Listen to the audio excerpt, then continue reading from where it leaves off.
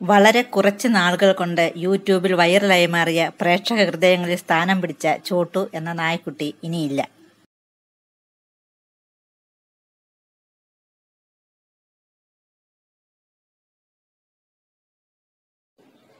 യജമാനൻ എന്നതിനേക്കാൾ അച്ഛനും മകനും എന്ന ബന്ധമായിരുന്നു അവരുടേത്. അസാധാരണമായ ബുദ്ധിയും അനുസരണാശീലവും കാര്യങ്ങൾ മനസ്സിലാക്കി ചെയ്യാനുള്ള കഴിവും അവനെ പ്രേക്ഷക ഹൃദയങ്ങളിൽ ഒരു സ്ഥാനം കണ്ടെത്താൻ സഹായിച്ചു. എല്ലാ കാര്യങ്ങളിലും അവന്റെ അച്ഛന്റെ ഒരു തലോടൽ മതിയായിരുന്നു അവന്.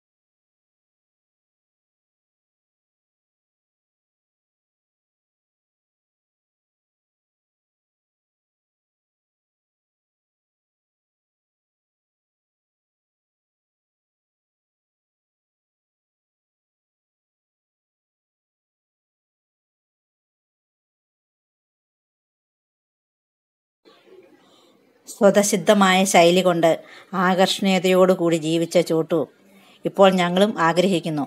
നിന്നെ കാണാതായ ആ രാത്രിയും ആ പൊട്ടക്കിണറും അവിടെ ഇല്ലായിരുന്നുവെങ്കിൽ ഇന്ന് നീ ഞങ്ങളോടൊപ്പം ഉണ്ടാകുമായിരുന്നു എന്ന്.